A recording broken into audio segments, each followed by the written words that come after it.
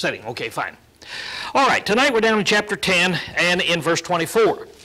Now, as we started out this last week, well, you noticed up here that he starts out in chapter 10 and in verse 1. He called his 12 disciples, and he's sending them out now on what is called the limited commission. Now then, skip over to chapter 11 and verse 1. And it came to pass, when Jesus had finished commanding his 12 disciples, he departed thence to teach and preach in the cities. So what you find in chapter 10 is this, that Jesus has taken his 12 apostles now, and he is getting ready to send them out. They're going to go out, and they are commanded only to go to the Israelites. Don't go to the Gentiles, but go to the Israelites. And when you go, what is that one message that you're supposed to be preaching? Okay. About the kingdom of heaven. And last week we spent quite a little time trying to make a setting of how that country would have been at that time. What was in their mind? Just like we've been going through a situation with the Iraqi war, and if somebody had walked up and said, well, how do you think the war's coming? 2 weeks ago. Why, you wouldn't have said, you mean World War II or the Korean War, or you wouldn't have asked that question, see? You would just immediately jumped in, and you would have talked about the Iraqi war. Now, 2,000 years from now, if that conversation was written down, 2,000 years from now, somebody comes up, and so they're reading maybe what I say to Wes here. I say, Wes, how do you think the war's coming? And Wes says, well, I think it's coming along just fine.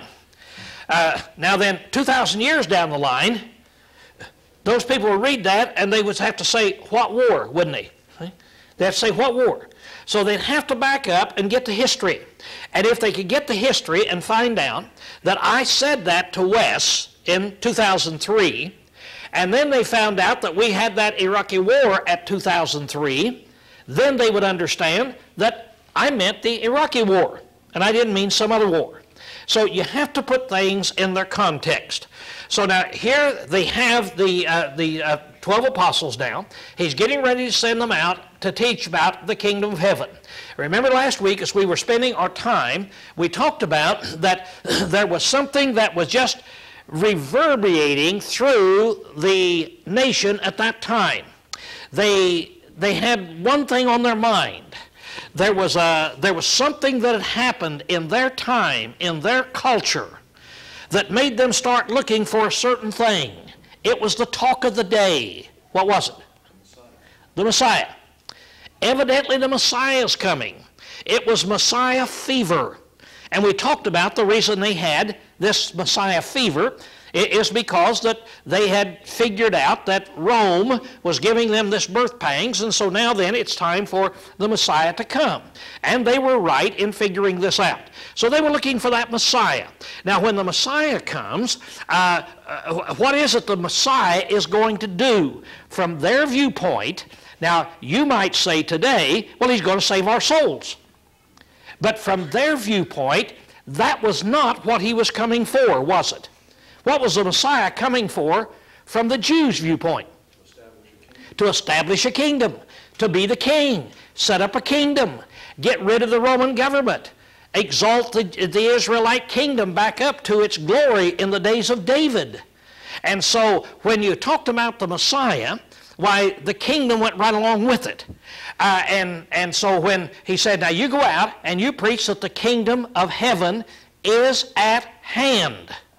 Now, if you go out here today, and let's suppose you get up here on a street corner, and you preach to everybody coming along, the kingdom of heaven is at hand. What will they think? 99% of the people, they will think something in the culture in which we're living. I can guarantee you, you know what they'll think? What? No. No, not today. They think, I mean, right now or at hand is just a few days away, but what will they think? Now you see, we're kind of living in a vacuum in the church. I hope you don't take that as an insult, but we're kind of living in a vacuum. Do you know what the vast majority of the religious groups believe about the kingdom right now? That it will come and be established here on earth. It's coming any day. They're looking for that. How many of you have ever read or heard about this series of books, Left Behind? Or the movies, see?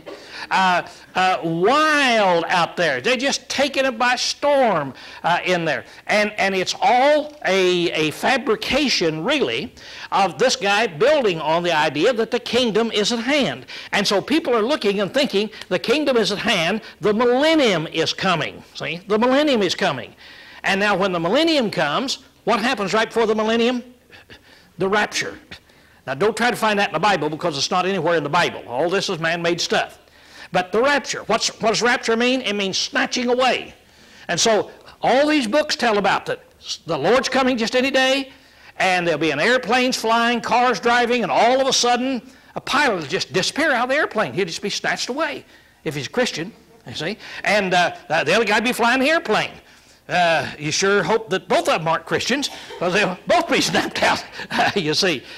Cars will be empty, be running off in ditches. All these things happening because Christians are going to be snatched away. Now, if you go up on the street corner today and you preach, the kingdom of heaven is at hand, I'll guarantee you that's what they're going to be thinking. See, they're going to be saying, there's a guy that believes the millennium is coming just any day. You see, just any day. Now, the reason they believe that is because they think that the nation of Israel is going to be set up and then Christ is going to come back again, see? So now, what I'm trying to get us to see is this. If somebody comes in today and preaches the kingdom of heaven is at hand, our culture here in America, in the religious realm that we have it today, all of the denominational preachers, people, they're going to think we're talking about the millennium is just being set up. That's what they're going to think. Now, back at this time, when the Jews were there, the church hadn't been established. There were no denominations. Nobody had ever heard of a millennium. Nobody had ever heard of such thing as this. But they had heard for 1,600 years, they had heard about a certain thing. And that is the Messiah's coming. And when the Messiah comes, the government will be upon his shoulders. He will be the king. And so when you went about and you preached, the kingdom of heaven is at hand, just immediately, in all of their minds, that means we're looking, and who's got to come to set up the kingdom? Who we start looking for? The Messiah, see? So it's tantamount to preaching and telling them, get ready, the Messiah's coming. And he's going to set up his kingdom. Now, I go over that again, kind of very briefly here tonight, to kind of get us to see that as you put things back in their proper perspective, those people had a different set of problems than we have, see, than we have. Just like if we're talking about the war, is the war over? That's a totally different subject than if you picked up a book that was written in 1945 and the author says, is the war over? Would he be talking about the Iraqi war? Wouldn't it be in his mind, you see, that's there. So you put it in the setting in which it is. Now, he said, I want you to go out and I want you to preach the kingdom of heaven is at hand. Now, why only go to the Jews? Don't go to the Gentiles. Is that because God didn't love Gentiles? No. Who are the ones ready for the kingdom? Who are the ones that's been studying the prophets? Who are the ones that's been hearing the preaching? Who are the ones that's been hearing John the Baptist? Who are the ones that's been looking for the Messiah? It's the Jews. If you go into the Gentiles and preach the kingdom of heaven is at hand, what is the response going to be? Huh? What? You see? And so, but the Jewish nation has this fervor right now about the Messiah. Now keep in mind, Galatians 4:4 says that when the fullness of time came, God sent forth his Son. Now that fullness of time means at the exact time, when the time was exactly full, when it was ripe, when the apple was ready to be picked, when at the exact time God would send forth his Son. and he did send him forth at that time. It was the right time. It was the perfect time. It was the time of when everything is coming together in all the prophecies, and they were all looking for the Messiah. Right? So, they go out and start preaching. Now, we're just going to start immediately now in verse 24. We're not going to deal with any of the things he said this last week in here, of how he said that you're to remember this and remember that. Now, as you go out, now here's what I want you to get tonight as we start out.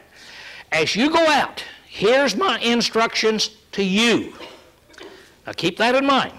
He's going to tell the 12 disciples, here's my instruction to you.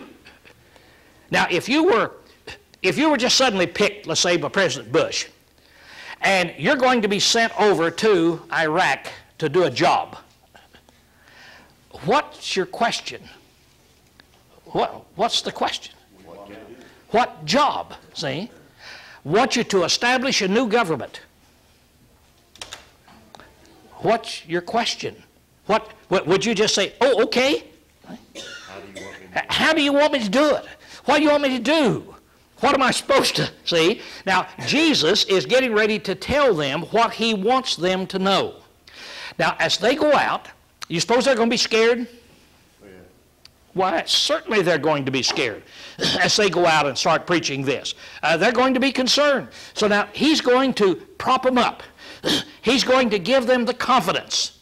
Now, as you go out, now, of course, this brings us back to the last thing. What did he tell them? If you're ever brought up before court, what do? How much confidence should you have? Don't worry about it. Don't worry about it.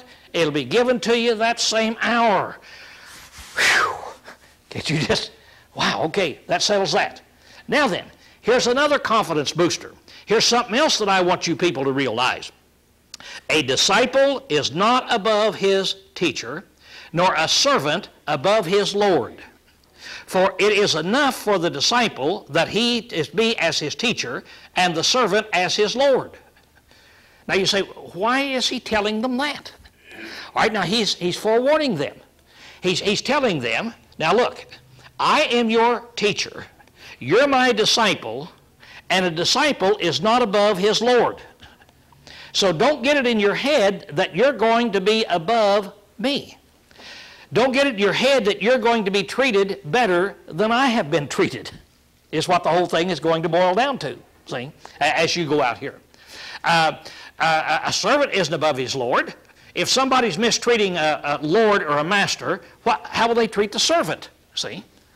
And so he says now, he makes the application in here. He said, if they have called the master of the house Beelzebub, how much more them of his household? Now, they have been calling Jesus here Beelzebub, and or by the power of Beelzebub, which is really the same thing, that he's casting out demons by the power of Beelzebub. Now that word Beelzebub means the god of flies. That's what it means. Now, if they have been saying that I'm serving the god of flies, what do you think they're going to say about you? You're going to go out and you're going to preach what I've been telling you to preach. Now, if that's the way they treat me, how do you think they're going to treat you? So he's preparing them. Don't get ready for the very best treatment in the whole world, because they're not going to treat you any better than they have treated me. Then he says, fear them not, therefore. Now, when they say ugly things about you and claim that you're coming out and serving somebody who is serving the god of the flies, don't get scared, don't fear, don't turn around, don't quit, is the point. He said, for there is nothing covered that shall not be revealed, and hid that shall not be known. Now, what he's saying here is, put it in the context again. See? Put it in the context again. He's not saying that if you go home tonight and you're in your bedroom and you get mad and you throw a shoe against the wall and it hits a lamp and breaks the lamp, that everybody's going to know that. It's going to be revealed. That's not what he's saying. He says here, if you take it in this way, he says there's going to be nothing covered. But the point I want you to see is, he's not talking about private things that you might do in your bedroom. He's talking about one thing. What's the subject that he has under consideration? What is he talking about? He's called his 12 disciples together. He's sending his 12 disciples out to preach. He's saying, now don't you get scared if you even get thrown in jail. I'll give you what you're supposed to say at that hour. Don't you expect to be treated any better than what I've been treated? And don't you hold back anything. Don't you hold back anything that I have ever revealed to you. You tell them the whole story. See? Is what he's saying. And he's saying, if you don't, it's still going to be revealed. Now, why does he warn them this? Why would they even consider holding back something Jesus had said?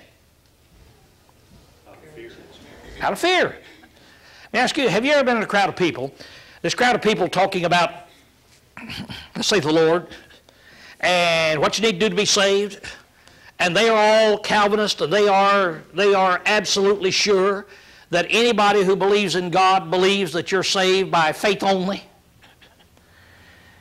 And have you ever hesitant in saying, oh, that's not true? See, that's not true. There's something else that you have to do. There's some works you have to do. Now, what do you know that crowd is going to do? As soon as you tell a Calvinist there's some works that you have to do, what's he going to do?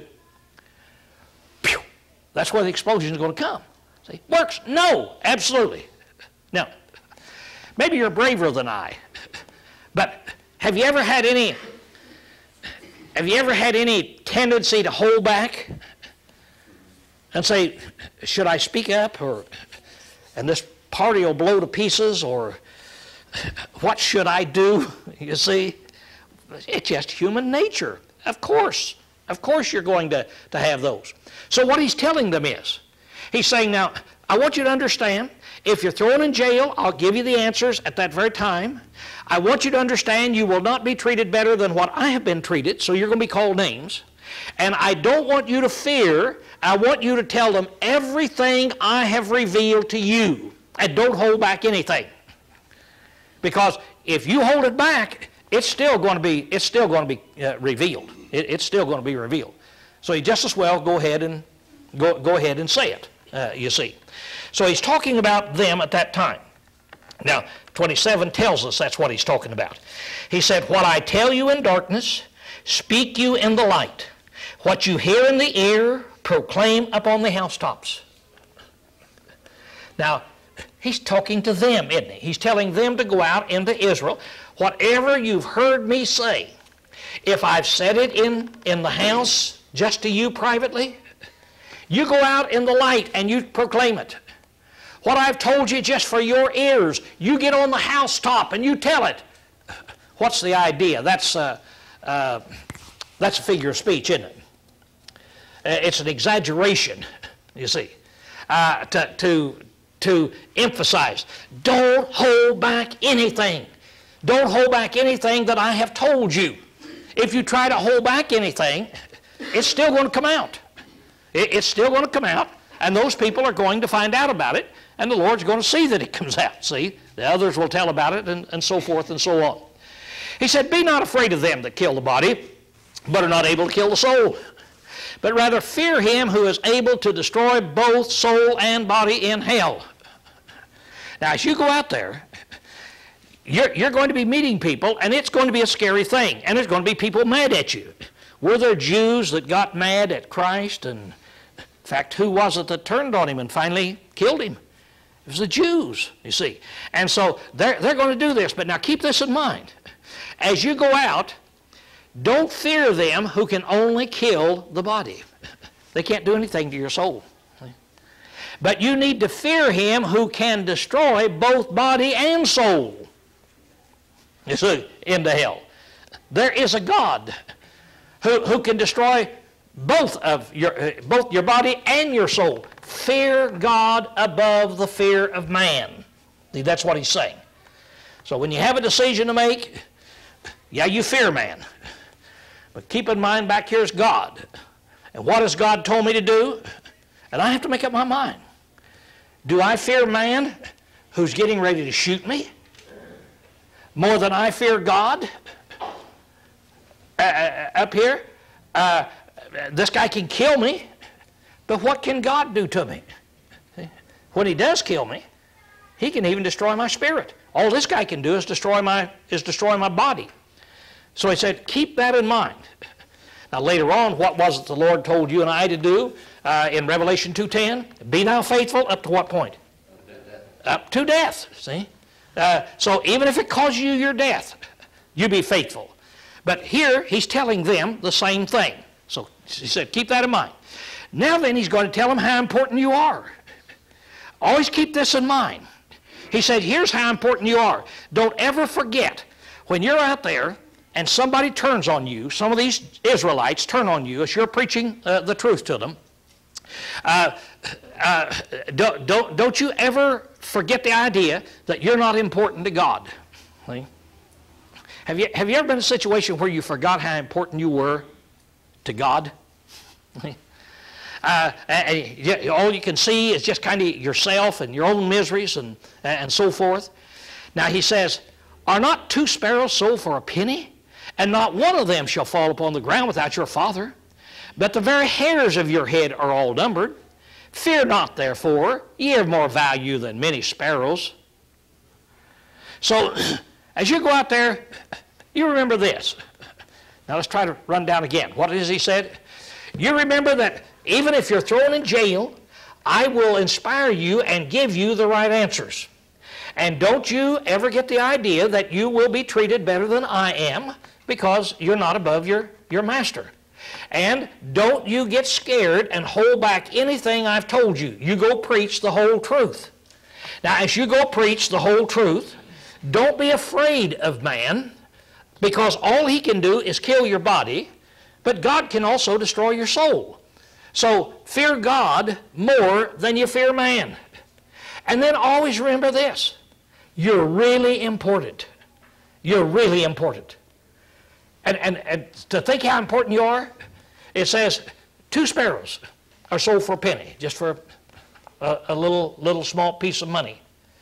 And he says, not even a sparrow falls from the ground to the ground without God's knowledge. That's really something. That's really something. When anything that dies, God knows about it. He said, even a sparrow, God cares for sparrows. And he said, your very hairs are numbered. God knows how many hairs are on your head. That's awesome, isn't it? That's really awesome. In the morning when you comb your hair, why don't you look at your comb? And as you look at some hairs right there, just look at it and stop and think. God knows how many hairs came out of my head this morning. He knows how many is in that comb. That's how closely I'm watched by God. That's how closely, that's how important I am. Look at that comb and think about that. And just think, oh, that might be true of President Bush, but not me. No, that's what he's trying to say. You're more important than a sparrow. No sparrow can fall without God knowing it. Don't you think you're more important than they are? Even your very hairs are numbered. God knows how many hairs are on your head right now. Wouldn't it be something if right now God would intervene and say, let's stop. We stop. Who wants to know how many hairs you got on your head? And Ryan say, I do. And God just gives you an answer, how many hairs on your head. Would you like to know how many hairs on your head? You'd probably raise your head. Okay. He said, here's how many hairs on your head. What about you, Marcus? You know, he's like this. You think Marcus might feel important? He's important enough that God knows how many hairs on his head.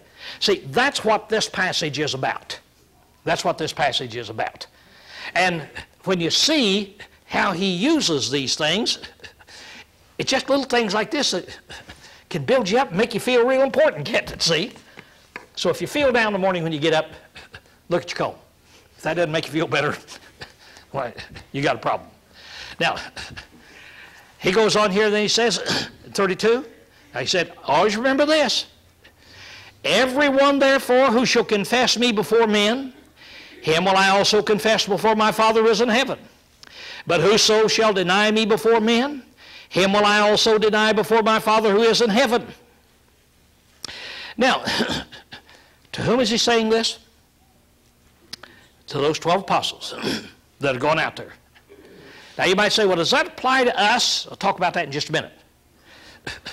But to whom is he telling this? And why is he telling them this?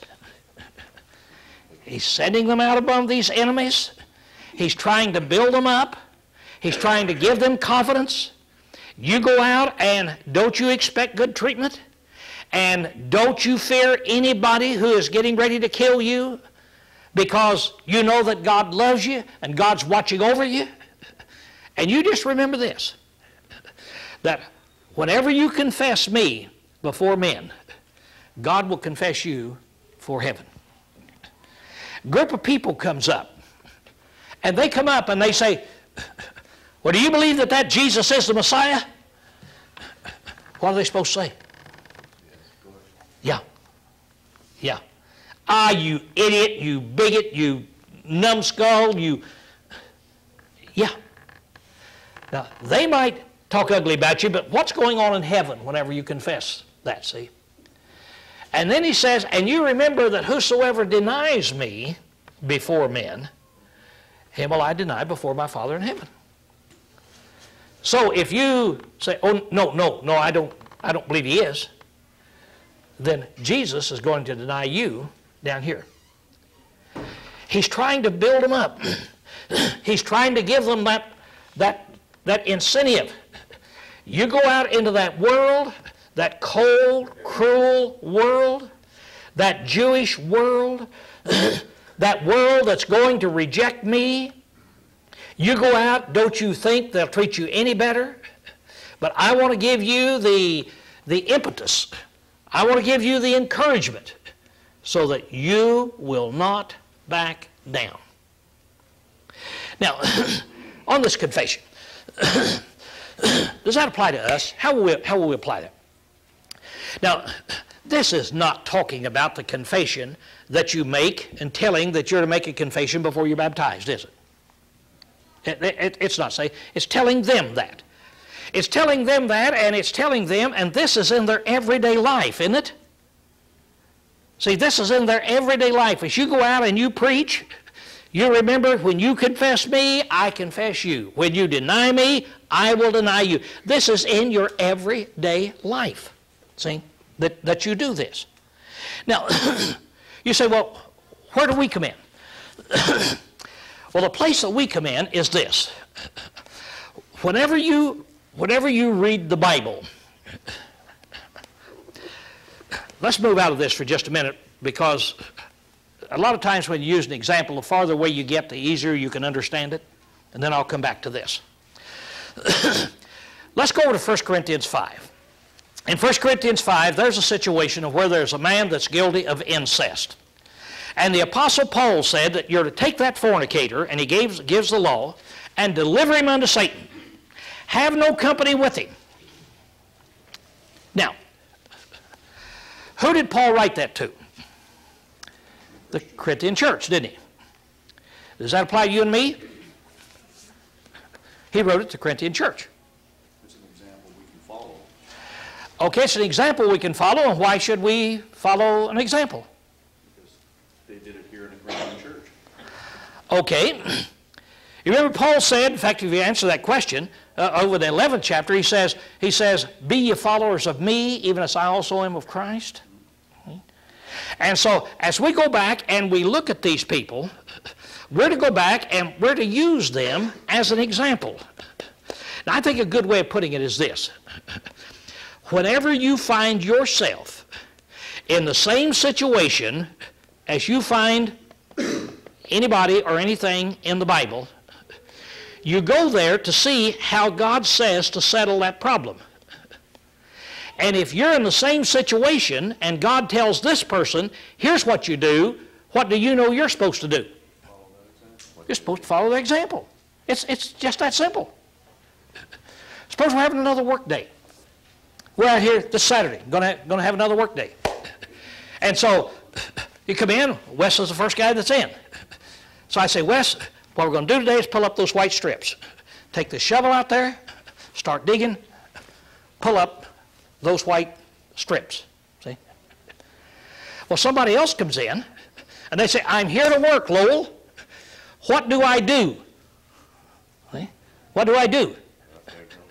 Go join the crowd. See? Going out there. Whatever you see him do, you do. That's really what Paul said.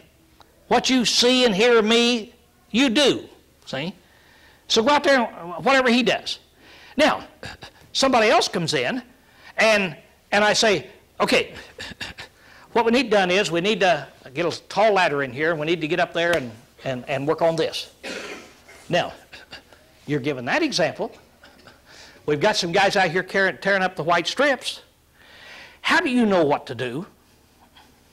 You want to work. If you're going to be working in the parking lot, what do?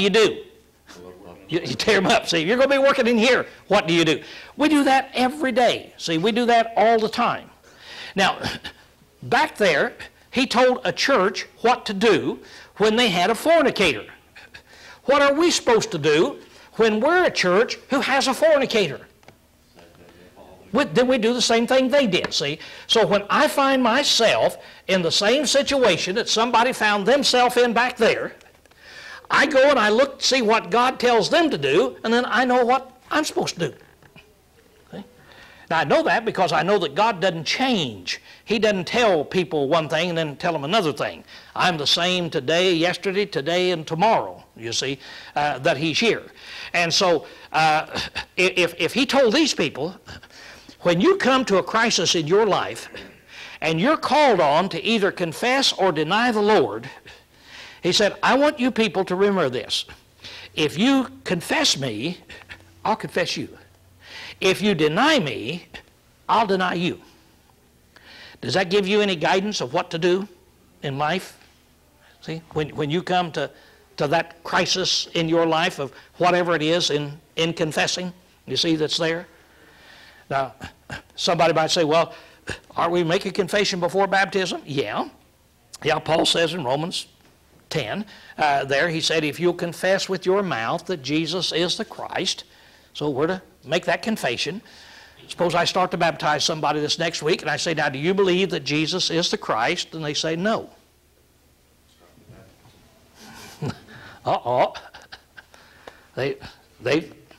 This applies, doesn't it? You see. And so what I want us to see is, as you put it in the context, this is a motivating factor that we should always be ready to always confess Jesus Christ. Now, then, as he's doing this, he's talking about the hard times. I want to keep that in mind. He's getting ready to send them out, see, to do this. It's not going to be a pleasant experience. He said, now think not that I came to send peace on the earth. I came not to send peace, but a sword. Now that sure sounds funny to start with, doesn't it? Because what was it he said back in Luke chapter 2 when the angel came and told Mary there that there's a son born and peace on earth and goodwill among men? Now, what that translation really says is peace on earth among men of goodwill. That's what that says. Peace on earth. Jesus has come to bring peace on earth among men of goodwill. People whose will, people whose mind is set right to do that which is right, Jesus came to bring peace among them. But he didn't come to bring peace among all the incestuous people, the pedophiles, the Saddam Hussein that killed all those people, and the Hitlers of the world. And he didn't come to bring peace among all of them. He came to bring peace among men of goodwill. Now he's going to explain what he means by this. He said, now I want you to understand, I didn't come to send peace on the earth. He said, I came not to send peace, but a sword. For I came to set a man at variance against his father, and a daughter against her mother, and a daughter-in-law against her mother-in-law. And the man's foes shall be they of his own household. Now, if that doesn't catch your attention, I don't know what would, had you heard Jesus say this. I came to set a father and a son at odds with one another. I came to set a mother and a mother and her daughter at odds, where they be warring against one another. That's what I came here to do. They say, wow, he came to cause trouble. Let's keep reading and we'll see what he means. He that loveth father or mother more than me is not worthy of me. He that loveth son or daughter more than me is not worthy of me. And he that doth not take his cross and follow after me is not worthy of me. He that findeth his life shall lose it, and he that loseth his life for my sake shall find it. Now, here's the thing he's talking about. I came to set families against each other. I want you to go out and I want you to preach what I've told you to preach. And when you go out and you preach what I, Christ, what I, Jesus, have told you to preach, you're going to find it will cause all kind of family problems. There will be a dad that says, I'll never accept him as the Christ. And a son that says, but Dad, he is the Christ. Now, what would happen to a Jewish dad that says he's a liar and a blasphemer, and a son that says, I know he's the Christ? What's going to happen? There's going to be a conflict. And the same way with mother and daughter. It's the same thing is still true today. When the gospel is preached, there will be people that obey it, and other people in the family that just hates it, said, I'll not have anything to do with you. And people are disinherited because of that. Bob gave me a book to read on Islam some time ago, and the author was telling about himself, and he was a professor in Islam, the studies of Islam in Egypt, and very high up. And but he said he was searching, he was wondering, and finally he went to a pharmacy, and the pharmacy gave him a Bible, and he learned about Christ, and he said it's all just different in here. And so the guy, he didn't know really what it means to be a Christian, but man, the Quran is a book of violence, this is a book of love and peace, and this is this is this. And so his dad found out that he was reading the Bible and that he was becoming a Christian, and so his dad tried to kill him. That's the honorable thing to do. If your child does that, is to kill him. And so he told then about how his dad tried to kill him, tried to shoot him, and shot and missed, and how he had to run, went to his sister's house, and Dad tried to chase him down. He gets out of there, and so then he finally had to get on out of the country, and he told the story about it. Well, that's just one of many stories that can be told. So even in that situation, the honorable thing is to kill your child rather than let him leave the religion. So Jesus said, as you go out, you're going to run into problems. Even fathers and sons, and mothers and daughters, and so forth. But now he said, here's the principle that you operate on. Here's what you do. He that loveth father or mother more than me is not worthy of me. He that loveth son or daughter more than me is not worthy of me. Now there's your principle. It doesn't make any difference who it is. If somebody turns against you because of your relationship to Christ, then if you give in, deny Christ in order to have peace with your dad or mom, he said, you're not worthy of me. So he said, stand your ground. Stand your ground. You've named the name of Christ. Stand your ground. Serve me. And if you give in, even to mom or dad, you're not worthy of me. So here's the principles that he's given them. Is he drawing some pretty good lines, telling them what to do as you go out there? It's going to be a tough job. Here's what you do. Now he said, he that taketh not his cross and follow, he that doth not take his cross and follow me is not worthy of me. Now let's put this in context. When did Jesus say this? Before or after he died? This is before he died. He hadn't died on the cross. Later on, he'll die on the cross. Then people through the ages have taken the cross and made diamonds and made all kind of necklaces and all of that to where the cross has become an honorable thing and a pretty thing and so forth in there. But at this time, nobody knew Jesus was going to die on a cross. Why would he say, if you don't take up your cross? Because he hadn't even told them yet he's going to die on a cross. But how did the Romans put people to death? On the cross. That's the way they put their most violent criminals to death. They would nail them on the cross.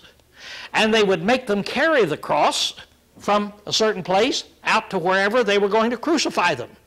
Lay it on their back like they did Jesus and make him carry that cross.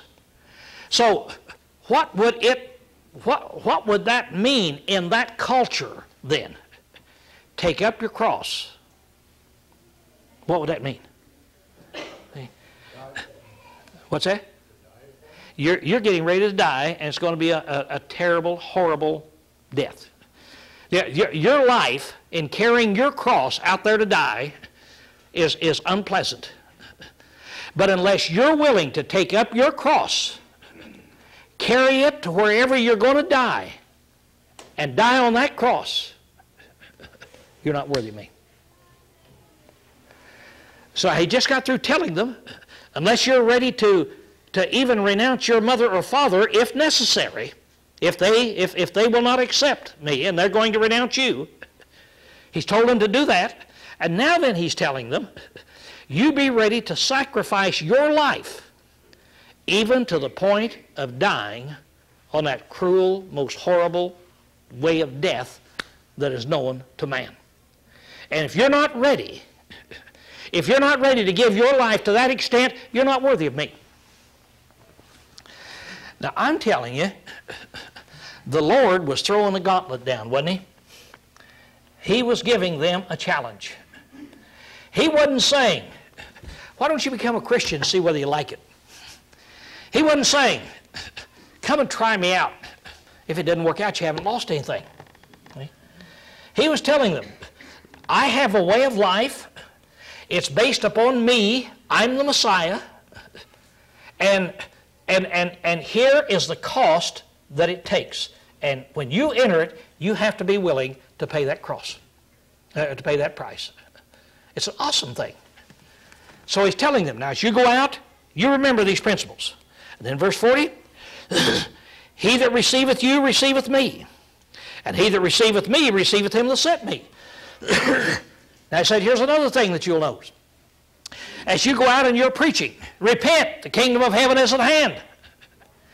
Anybody that receives you, Ryan over here rejects me, Wes over here accepts me. Or he said, now I want you to understand, if he accepts me, he accepts what I say, repent ye, for the kingdom of heaven is at hand, he accepts me, what I say, then who is he really accepting? Christ.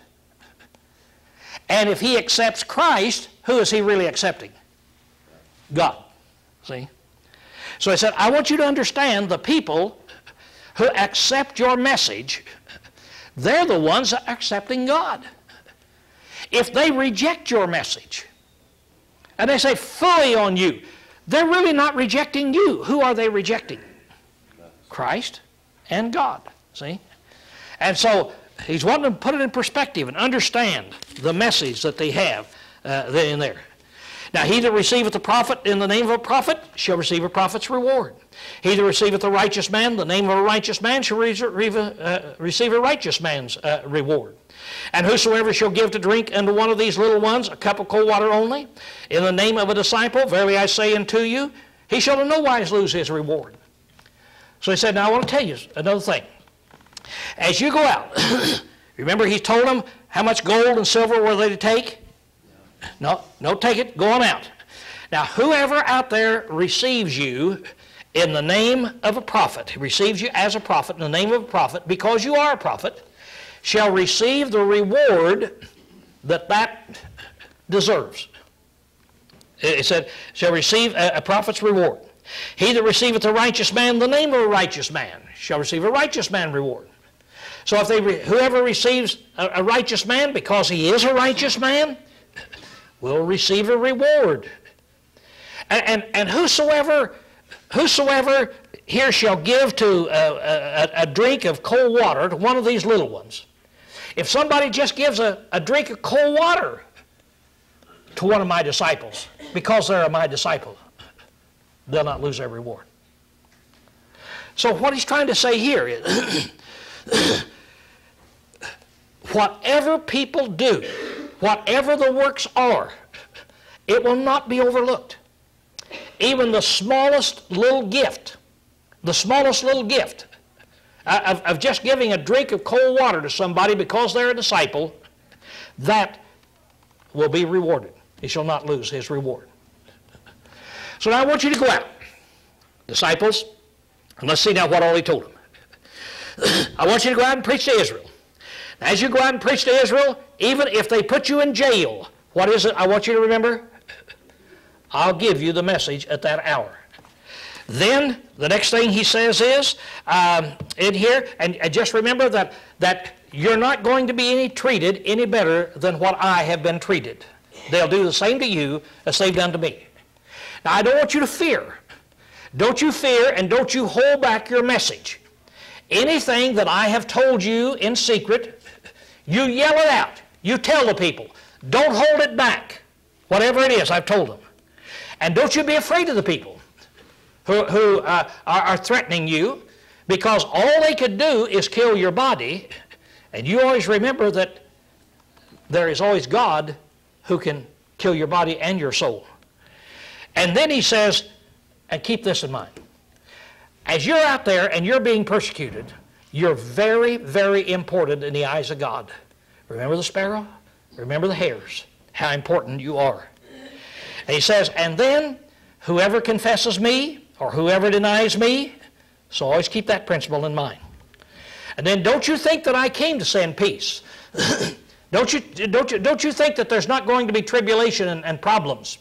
Because any time that my word is preached, there will be people who accept it and people who reject it. And Jesus calls upon you to totally dedicate your life to Him.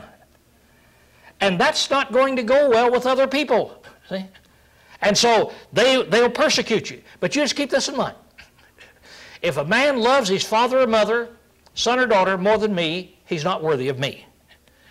And then if a person is not willing to take up his cross, that is, bear the most tremendous suffering and burden this world can give to serve Jesus Christ, he's not worthy of me. But I also want you to understand that everybody who does anything for me, my disciples, my prophets, anybody who does anything will not lose his reward. Now, with these words of encouragement, go forth and preach. So he's going to send them forth to preach, and let's close now by looking at chapter 11, verse 1. And it came to pass when Jesus had finished commanding his disciples, so he gave them that, he departed thence to teach and preach in their cities. So Jesus went off by himself. His 12 disciples now go out to preach. Jesus takes off and he goes through the cities by himself and he'll be preaching. And so that's what we will find then in chapter 11. Okay, class dismissed.